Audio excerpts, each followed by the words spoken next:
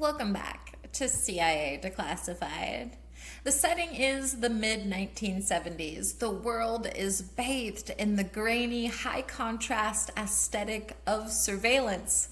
In the shadow of the Kremlin and the research bunkers of the Eastern Bloc, the most valuable secrets aren't spoken.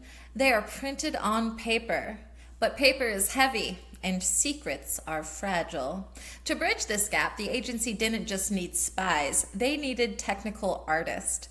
This was an era where clandestine document capture required a steady hand, a silent shutter, and an intimate knowledge of photon physics.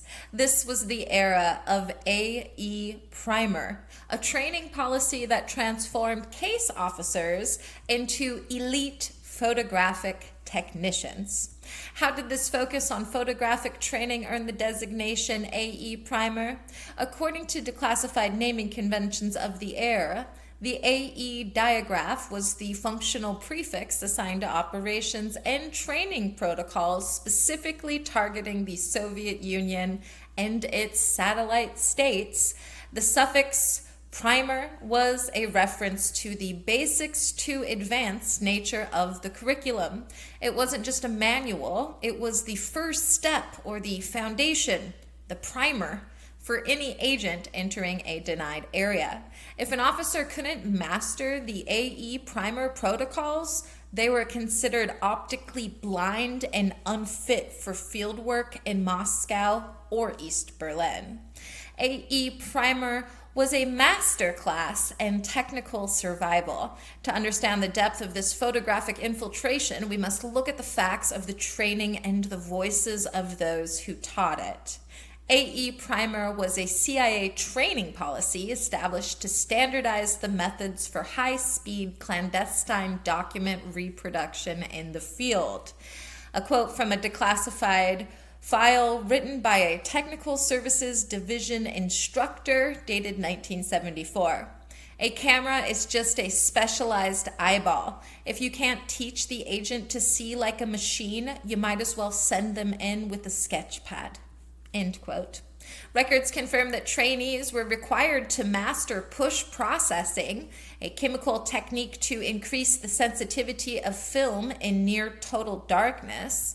Logs show that agents were trained on the Minox subminiature camera. I might be pronouncing that wrong, Minox. I think it's Minox subminiature camera, specifically the B and C models, which could be concealed in a pack of cigarettes. A quote from a declassified field manual: "The click of the shutter in a quiet office sounds like a gunshot. You learn to time your breathing with the mechanical cycle of the device." End quote. Documentation proves the agency developed vibration reduction harnesses for agents to keep their bodies perfectly still during long exposure shots. The policy included training on microdots, shrinking entire pages of text onto a piece of film no larger than a period at the end of a sentence. A quote from a declassified operational briefing dated 1976. "We aren't just taking pictures, we are performing a surgical extraction of data through a glass lens." Records show the agency engineered silent shutters using specialized lubricants to ensure the camera made no audible sound during operation. Logs indicate that agents were taught to use latent image encrypted film, which would appear blank if developed with standard commercial chemicals. Records prove the agency conducted blind loading drills where agents had to reload subminiature film rolls in their pockets without looking. Documentation shows the CIA utilized copy stands disguised as ordinary desk lamps to ensure documents were perfectly flat and illuminated.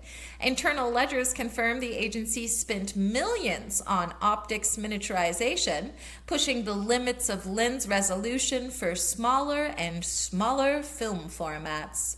Records indicate that the policy trained agents to recognize security watermarks on Soviet documents that could ruin a photograph if not properly filtered. Records show the CIA developed tobacco pouch concealments where the camera lens was hidden behind a faux leather flap. Internal files reveal the policy required chemical stability testing for agents who had to develop their own film in hotel sinks using portable kits. The agency maintained shadow darkrooms in embassies where instructors could review agent work and provide immediate technical feedback. Records confirm that agents trained in aperture guessing, knowing the exact light level and setting without using a light meter. Documentation proves the agency utilized fiber optic extensions to allow cameras to look through keyholes and around corners. The policy prohibited the use of flash photography in the field, leading to the development of ultra-fast 2475 recording film. Internal memos show that the CIA tracked the mechanical failure rate of every camera issued to a graduate. Logs prove that the agency utilized dry process, developing so agents wouldn't need to carry telltale liquid chemicals. Records show the CIA sponsored research into thin-base film, allowing twice as many exposures to fit onto a single subminiature roll. Documentation reveals that the agency developed lens coatings that prevented glare, making the camera less likely to be spotted. Technical reports confirm the CIA funded heat shielding for cameras to prevent film from warping in tropical or high-temperature environments. Logs confirm that agents were trained to photograph documents through the lenses of high-powered binoculars to maintain distance. Documentation proves the CIA developed flash bulb simulators that emitted infrared light invisible to the human eye but captured on specialized film. Internal memos show that agents were required to undergo dexterity testing to ensure they could manipulate camera dials while wearing thick winter gloves. Records show the agency created document flatteners, electrostatic plates that used a small charge to pull paper perfectly flat against a surface. Reports indicate that trainees had to successfully photograph a 500-page dossier in under 10 minutes to pass the final evaluation.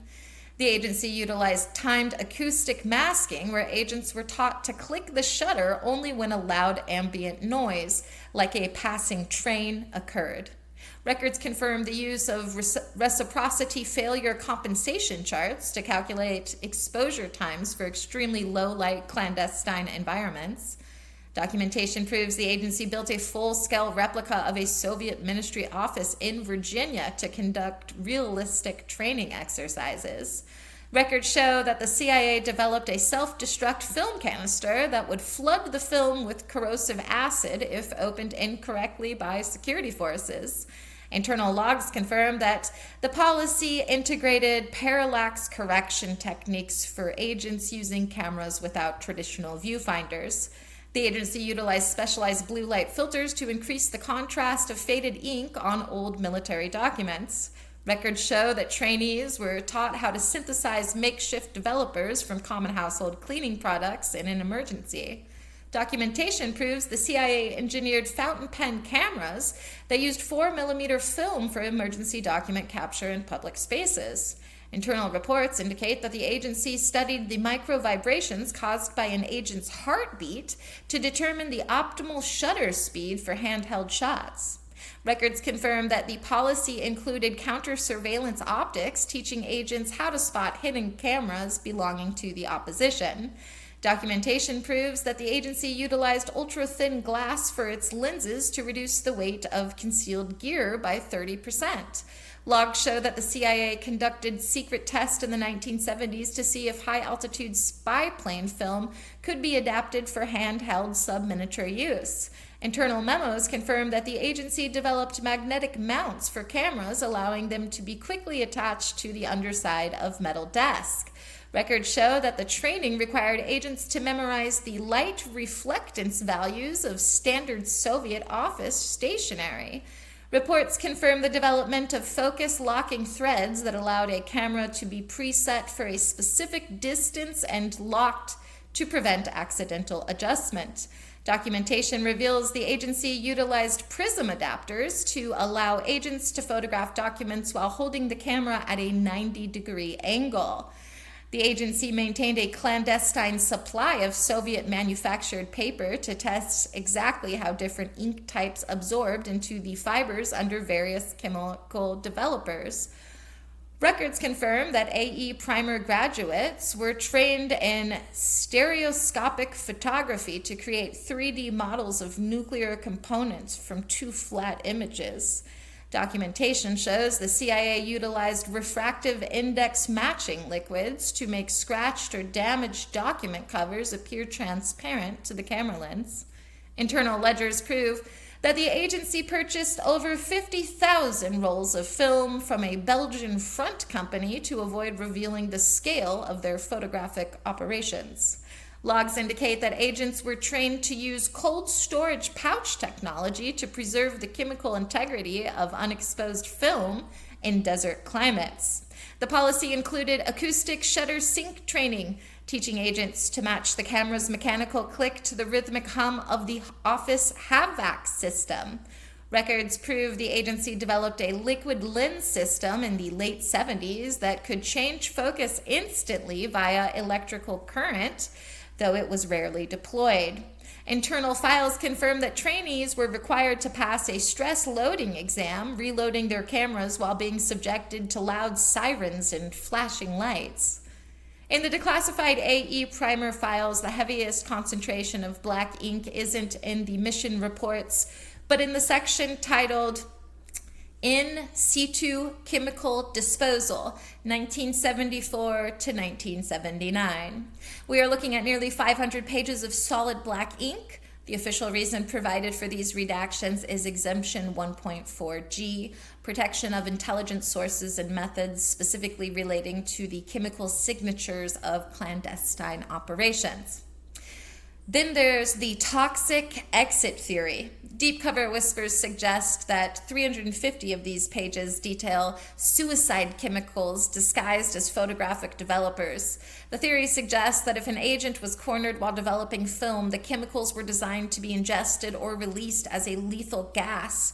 This isn't your standard darkroom setup. It's a final exit plan hidden in a beaker. The redactions hide the specific formulas for these double-duty chemicals, which served as both a tool of espionage and a cold final insurance policy, allegedly. And there's the radiological tagging gambit theory. It's another persistent rumor from the fringe of declassification enthusiasts, which suggests the blacked out pages detail the use of radioactive isotope developers. This speculation claims the agency used mildly radioactive chemicals to tag documents as they were being photographed. This would allow a different agent with a Geiger counter to track the movement of those documents through a facility later. The redactions protect the specific isotope signatures that might still be detectable in the walls of old Soviet bunkers today. Then there's the DNA film splicing conspiracy. It's kind of bizarre. Certain theorists believe the redactions hide a project to store organic data on film. The speculation posits that the CIA was experimenting with using the silver halide crystals in film to carry coded DNA sequences. The redacted pages supposedly contain the mapping key for turning a photograph into a biological storage device. If true, the redactions aren't about cameras, they're about the dawn of biological computing being hidden in a 1970s training manual. Then there's the atmospheric reproduction threat theory. This theory suggests the redactions hide a method for remote aura photography. Adherents believe the blacked out pages describe a way to photograph the electrical aura left behind by a person on a piece of paper they recently touched. This would allow the agency to prove who handled a document without ever seeing them touch it. The redactions protect the energy frequency tables required to make this work, effectively keeping a psychic fingerprinting tool under wraps. And then there's the sub-pixel temporal shift theory. A new mind-bending theory has emerged among those who study the void, temporal layer photography. This speculation suggests that the agency discovered a way to use specialized nonlinear optics to photograph the state of a document as it existed hours before the photo was taken. Adherents claim the redactions hide the technical specs for quantum flicker filters that could reveal erased or overwritten text by looking back in time at the paper's molecular memory. Was AEPRIMER a success? Tactically, it was a resounding success. The training provided by AEPRIMER led to the successful capture of thousands of pages of top-secret Soviet military blueprints. Strategically, it was a game changer. The policy shifted the burden of proof from human intelligence, which can lie, to photographic intelligence, which in this era rarely did. Furthermore, it was a success in resource efficiency, allowing a single agent to do the work of a whole technical team. The program successfully proved that technical self-reliance was the most important trait for an agent in high-threat environments. It established that the agency could maintain a permanent record of an adversary's progress regardless of how well guarded their facilities were. Ultimately, it was a success because it forced the Soviet Union to spend billions on document security and counter-surveillance, effectively bleeding their economy dry to fight a war against a lens. The operation gave the US a technological mirror into the Soviet military-industrial complex that lasted until the digital revolution rendered manual film obsolete. It successfully professionalized the role of the technical officer, moving them from the gadget room to the front line. It also validated the agency's belief that a single image was worth 10,000 intercepted cables. The success of the policy is still evident in the sheer volume of declassified Soviet technical manuals that fill the halls of Langley today.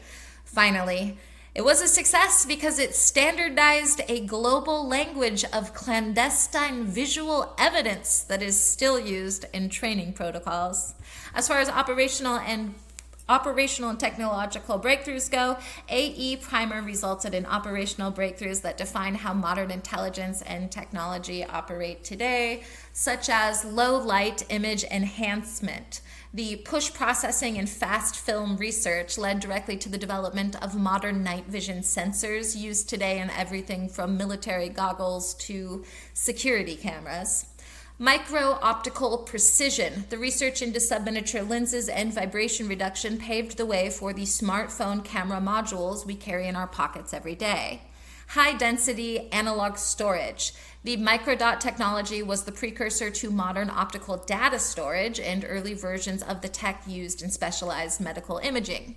And silent mechanical actuators. The silent shutter lubricants and mechanical designs are used today in medical robotics and high-end surveillance drones to ensure quiet operation. AEPRIMER reminds us that in the dark room of history, truth is developed one frame at a time. The policy proved that a well-trained eye, backed by superior chemistry and optics, is the most powerful tool in the world. We are still living in a world where the visual data captured by these agents decades ago informs our understanding of global security. Every time you snap a crisp photo in a dimly lit room, you are using the digital air of the AEPRIMER legacy. The program effectively taught us that seeing is sovereignty. We now understand that the most dangerous weapon of the Cold War wasn't a missile, it was the camera that knew exactly where that missile was hidden. The lens didn't just capture light, it captured the future. It turned the very act of observation into a weapon that could topple empires from the inside out. The ghost of these developers still haunt the modern pixels of our surveillance state. Their manual mastery paved the way for the automated visual dominance we take for granted today. In the end, AEPRIMER wasn't just about training agents, it was about training the future of global sight. Thanks for listening. Stay sharp, and remember, if the focus is off, the secret is lost. Join us next time as we examine KU Club. In the battle for the airwaves, the agency needed a way to speak in tongues. We'll uncover the facts behind KU Club, the cryptonym for the CIA's Office of Communications, and the specialized encrypted gear they used to keep the silence. It was a war of ciphers and carrier waves. Join us next time for the encrypted breath. In the meantime, I'll see you in the archives.